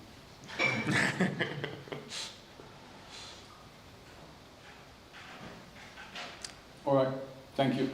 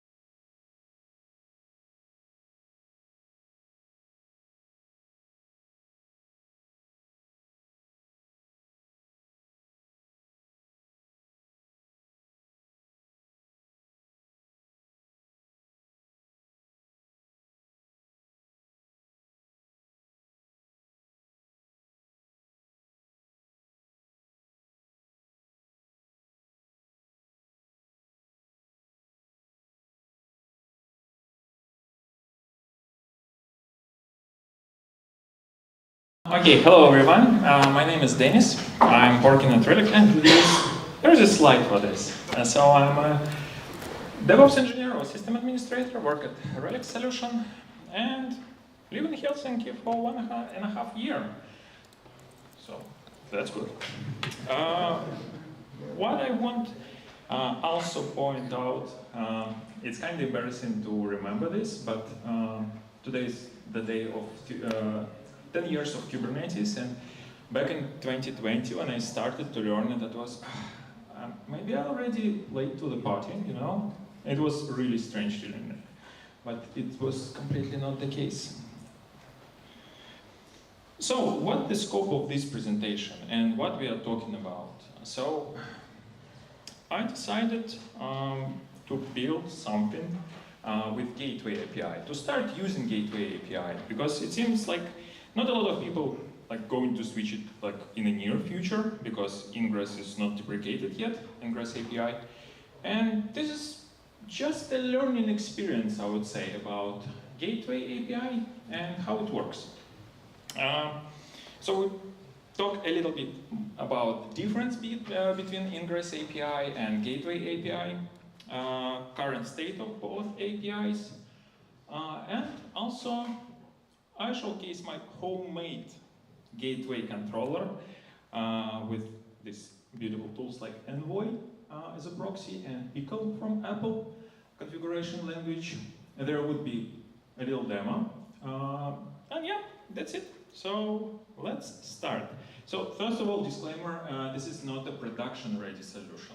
Yeah, I think it's understandable, but yeah, why not? So I built it for the sake of learning things, to learn more about Apple Pickle configuration language, Envoy, and Gateway API, and that's probably it.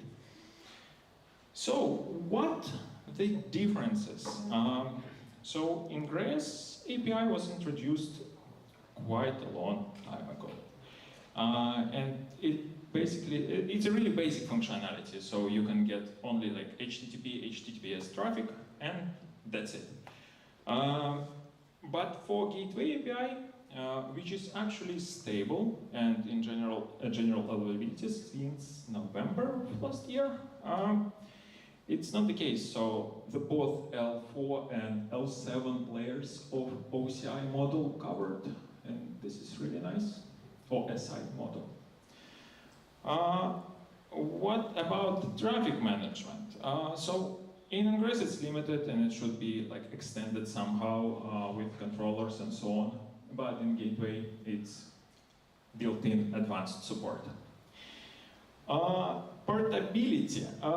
This is a nice one because right now you can just get your Ingress object and install a new Ingress controller because the annotations, because you have a lot of customizations in annotations.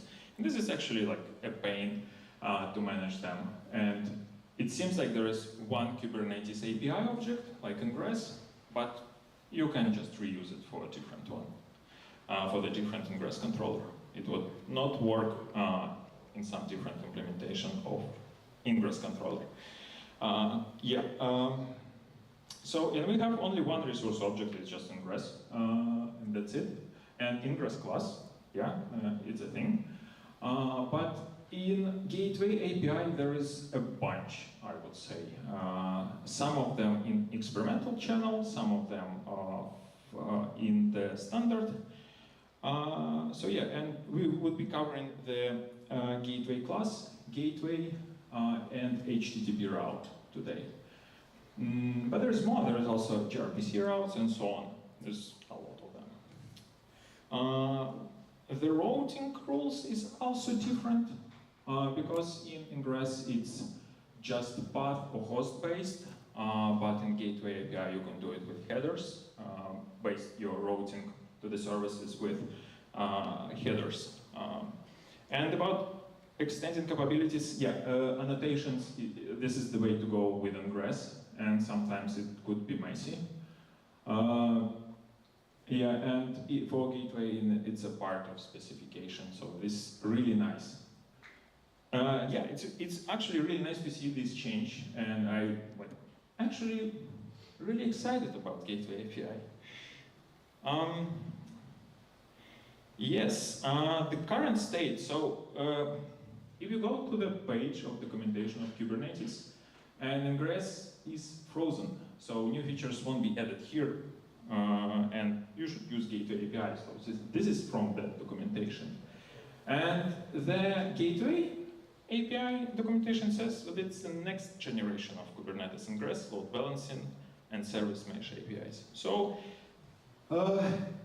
it's pretty obvious what, it's better to start early to see how the Gateway API works, how it's behave in your cluster, in your situation, because it's already stable in GI, and because you don't want to migrate it like in the last day, before the Kubernetes upgrade, when the ingress would be like removed or something like this. It's not, it's in the future, but not in the near.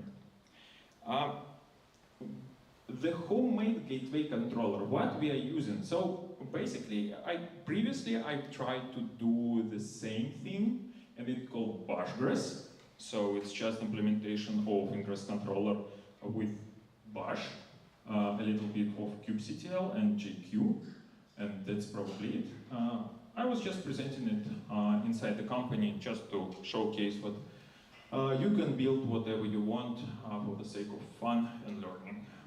But here I'm extending this idea, and I built the gateway controller this time. And used not only bash, but also an Apple pickle, which is actually quite fun to use. And I will show it a little bit later. So how it works? We have one deployment. It's called provisioner, Bagapi. So it's not the best name. So it's bash and gateway API. So it's Bagapi. Well, it is what it is. So we have the Bagapi provisioner, which just call the kubectl to get all the gateway objects in cluster in JSON, in output into the file. And then the next command is just to parse this gateway's JSON file and output gatest manifests with help of pickle, Apple pickle. I will show how it works. And we also have a controller. This is where the differences starting to appear, because as soon as you deploy the provisioner to the cluster, there is no connection to the server from the start. It was always the difference. It was different in the ingress API, because you install in your ingress controller and you're good to go, just creating ingress objects and that's it. And this is where the differences appear, and it was kind of hard to wrap my head around, and actually I naively thought that it would be really easy to implement and to just adapt my previous attempt to this. It was not the case. I barely finished it to today. Yes, and so the controller is another component which created for every gateway object. We talked about gateway class, and HTTP route. So for every gateway object, it would create the proxy and the controller. So, and once again, kubectl just getting the JSON for the HTTP routes, and then pickle parse them and outputs config map for Envoy. And Envoy just reading the configuration and starting like balancing workload, the proxying workload. So I mentioned Envoy a few times, and if someone maybe never heard about this before, so it's a proxy. It's a really nice proxy. It's built by Lyft and released. The 1.0 version was released back in 2016. And this is really nice and an extensive proxy to work with, but it's not designed for humans to interact with it. Actually, it's quite hard to write the configuration for the envoy because it's JSON or YAMLs as you wish. But it's really easy integratable to any other workloads, for example. And it covers, of course, L3, L4 levels, so TCP, UDP, HTTP, and some custom protocols like Postgres and Redis. There's L7 layer, of course, so we have buffering, rate limiting, routing, forwarding, what we need actually from our controller for Kubernetes. HTTP 1, 2, 3, really nice. And there is service discoverability and dynamic configuration, and this is what we are using. It's called XDS, X Discovery Service, because there's quite a few of them, so X just a placeholder for any other letters. And it helps a lot to maybe write your configuration to the files, to the different files, or use gRPC to communicate with your proxy. And observability built-in. It's of course output and Prometheus style metrics from the start. No need for external exporters or something like this. Very nice. Could be extended with Lua or Wasm or even Golang, but it's experimental, and Lua or Wasm, Lua at least stable. Written in C++. Apple Pickle. It was open source earlier this year, so it's a configuration language. And yeah, it's Turing complete language for configuration. You can just write whatever you want and output YAML, JSON, or any other language. Even Lua supported, and so on. If you haven't yet checked, I would recommend you, because it's a really nice tool. So it's written in Java, LSP support on the corner, and no Apple ID required to download it, use it. This is really nice from Apple, yeah. We're already in demo. So, demo.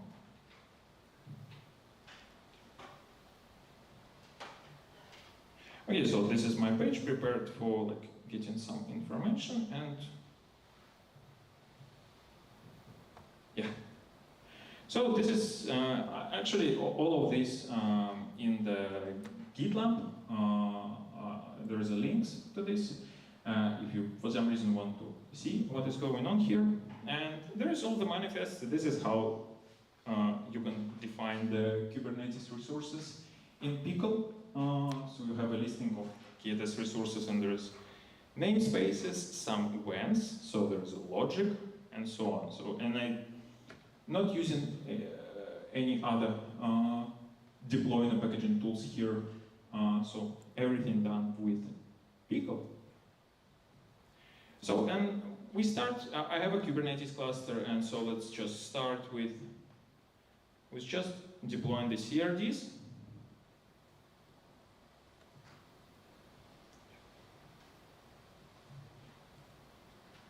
Yeah, so we installed CRDs, not all of them, just a few what we are using.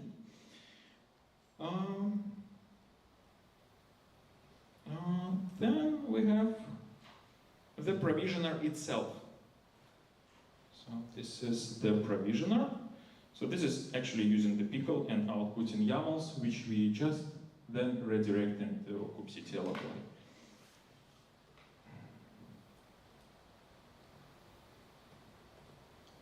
Like this. Yeah, so, and we created some services. Let's share them.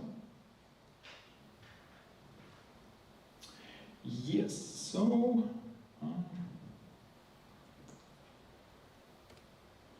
there is our namespace, backup system, and there is our backup provisioner, which I took before. So, and there's no any other resources for this. We only install CRDs and the provisioner. It's actually just sitting here in the loop, and every 30 seconds just trying to find any gateway objects, but there's none of them. And this is what we are going to fix. For this, now we're going to deploy something from workload, some workload. And for us, it would be just a deployment with Kuart. So it's from Kubernetes up and running. It's just a tool with a web interface which shows sometimes sensitive information about your cluster, so be careful when using it. But for me, it's not the case. It's just a freshly created cluster. Yeah, and there's a few of them. So they have different colors for different texts. And we just starting with one. So this will create namespace, the gateway class, gateway, deployment service, and HTTP route. And what is going on now in the cluster? So we can clearly see there's finally something in our cluster. So we found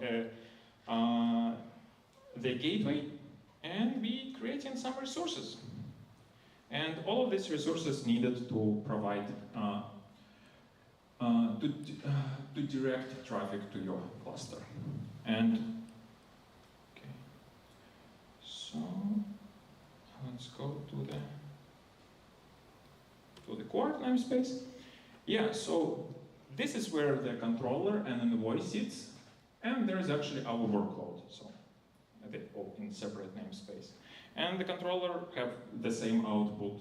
It's just reading the resources and then creating or updating our config map where the configuration for envoy stored. And envoy in this case, envoy actually the thing what doing the heavy lifting here because it's updating the listeners and routing the traffic to the services. So we are not wrapping it. So yeah, this is where it's adding listeners, so it's just a port. In our case, it's 80. And here also, yeah, CTS adds its services. So in our case, it's Kubernetes services. And actually, it should work after the provisioning of the load balancer would finish. So yeah, while we're doing this, while it's provisioning, let's go a little bit back.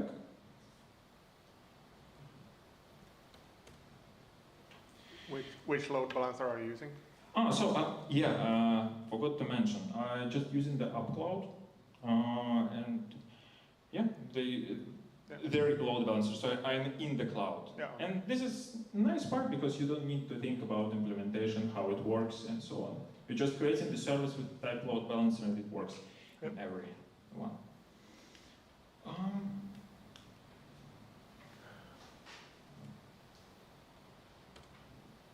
Yeah, it's provisioning, but let's. It's maybe 2 minutes or something like this. But while we're waiting, we can just install more colors. This is just instances of our deployment. So right now we have only one for blue, and we can just add green and purple.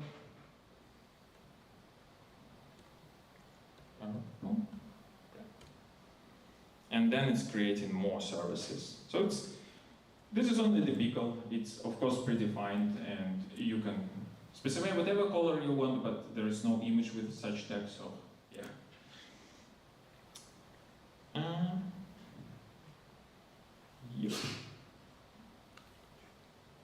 Yes. Okay. We now have the external IP for load balancer. And let me just.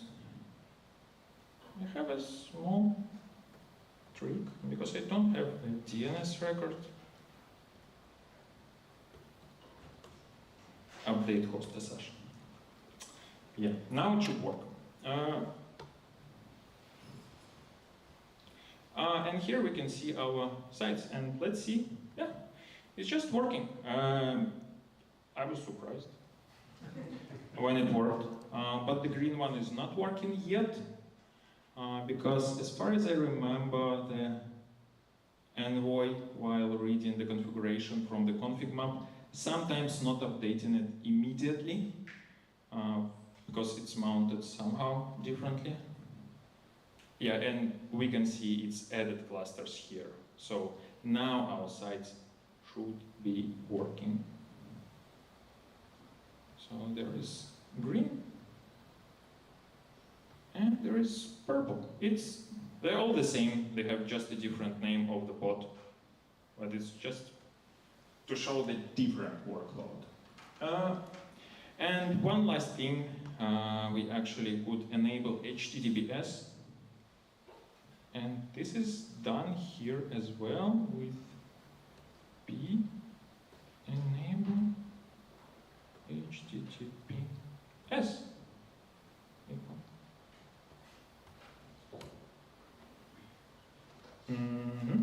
Yeah, so gateway changed. It means what? We changed the manifest for our service. And this is now like provisioning and redeploying something for some reason.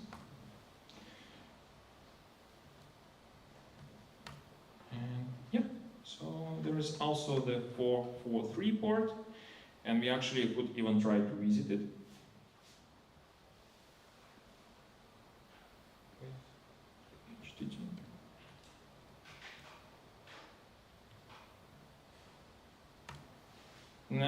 No, it's not going to work. Well, not this time. But maybe, I think it's just provisioning the rule for the load balancer, for the cloud load balancer, and it's just okay. Yeah, that probably takes a little bit. Yeah. Or skipping the security. Yeah, so now we have HTTPS connection. Yeah, so this is actually the whole demo. There's nothing much to say about it. And there is people who I want to thank. First, it's Mariam, who is always asking who want to join our and talk about something and present. And it's helped a lot because I'm like, okay, let's do it. And this is actually, this is my first talk. And yeah, Kim, my team lead, who is allowed me to have more time today to prepare to finish this presentation. Thanks, Kim, because I was completely not ready. I overestimated how fast I can do it. Yeah, so there's helpful links, I hope. So there's the slides, the link for Envoy proxy, Pickle. There is also Envoy gateway, so it's as close as you can get to vanilla gateway controller, I think the idea. So definitely check them out. And there's a list of gateway controllers for Kubernetes with experimental support or with general availability, so check them out. Any questions? That's it from me.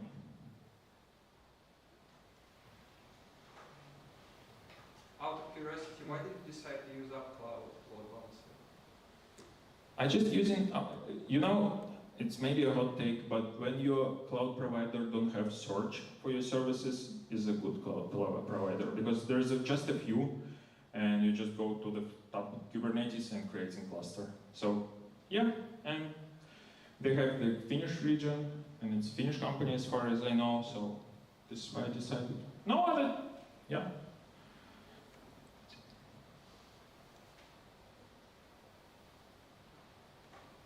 Okay, but yeah, thank you very much. Super Yeah, good thank you. first talk. Yeah. Thank you.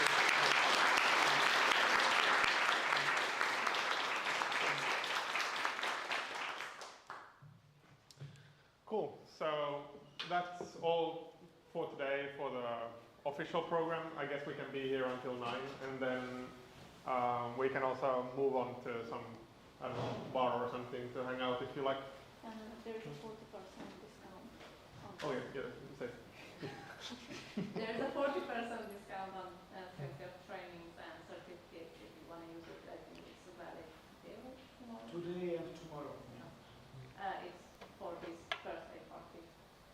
So, take a chance. And also, I would like to remind everyone that the CFP, so the proposing a presentation to KubeCon in Salt Lake City has a deadline in this Sunday, sometime late, but get those presentation proposals in by this week. I Weekend. almost forgetting. We also have a further. Oh yes, yes. Oh, it's for me. For upcoming further. Thank you very much. It's definitely not the last one, because I have a lot of these ideas, to do something. Then you can stack up on a lot of coffee, you know. Okay, that's really nice. Yes, but yeah, get those presentations in for KubeCon, and thanks for attending. Yeah, see you in the other meetups as well.